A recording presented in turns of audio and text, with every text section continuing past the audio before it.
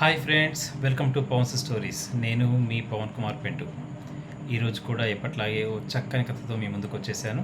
కథలోకి వెళ్ళిపోదామా. మన చుట్టూ ఉండేవాళ్ళు మన పరిస్థితులను గ్రహిస్తూ మన కష్టాలని కూడా వాళ్ళకు అనుకూలంగా మార్చుకుంటారు అని చెప్పే కథ ఈ కథ. కథలోకి వెళ్ళిపోదాం. పూర్వం విదిశాపట్నం అనే ఒక ఊరుండేది. ఆ ఊరిలో ఒక బ్రాహ్మణ కుటుంబం.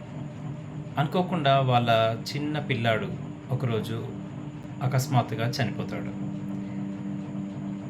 చనిపోయిన ఆ పిల్లవాడి శవాన్ని తీసుకొని శ్మశానానికి వెళ్తారు ఆ ఇద్దరు భార్యాభర్తలు. ఎంతసేపు ఏడ్చినా వాళ్ళ రోదన తీరనే తీరదు. అలా ఏడుస్తూనే ఉంటారు. వాళ్లకు ఓదార్పు లభించనే లభించదు. ఇదంతా పక్కనే చెట్టు మీద కూర్చున్న ఒక గ్రద్ద చూస్తూ ఉంటుంది. దానికి ఆ శవాన్ని చూడగానే ఆశ కలుగుతుంది. కానీ వాళ్ళు ఎంతకీ వెళ్ళట్లేదు. ఒకవేళ రాత్రి వరకు వాళ్ళు ఉంటే తను ఆ ఆహారాన్ని తినలేదు. ఎందుకంటే రాత్రి అయితే తను భూమి మీద నడవకూడదు కదా, భూమి మీద సంచరించలేదు కదా.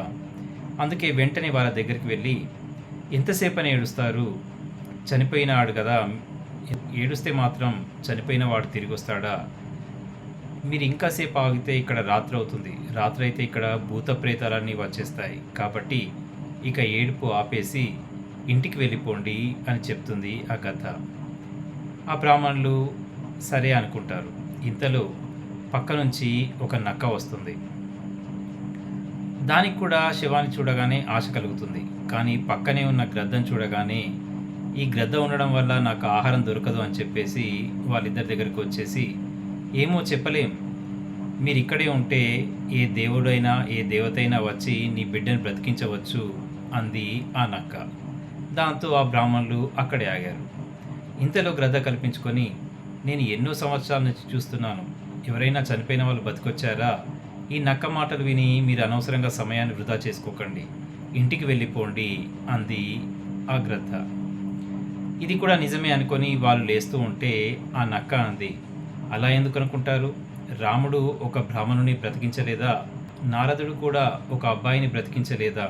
ఏమో, ఎవరైనా రావచ్చు, నీ పిల్లవాన్ని బతికించవచ్చు అంటూ ఆశ చూపింది ఆ నక్క.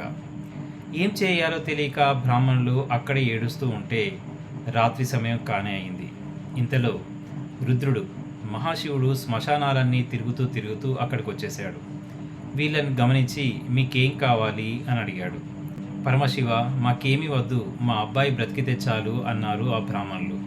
వెంటనే శివయ్య ఆ అబ్బాయిని బ్రతికించేశాడు. పక్కనే ఉన్నటువంటి ఆ గ్రద్ద నక్కలను చూసి, ఇలాంటి పాపాలు మీరెన్నడూ చేయకండి, ఇక ఈ జీవితంలో మీకు ఆహారం అవసరమే ఉండదు అంటూ వాళ్ళకు కూడా ఓ వరం ఇచ్చేశాడు. ఇక్కడితో కథ ముగిసింది.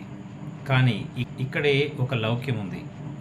మన చెవికి వినబడే ప్రతి మాట, మన ముందర ఉన్న వాళ్ళు చెప్పే ప్రతి మాట మన మంచి కోసమే కాదు అనే లౌక్యం కూడా మనకు తెలిసి ఉండాలి.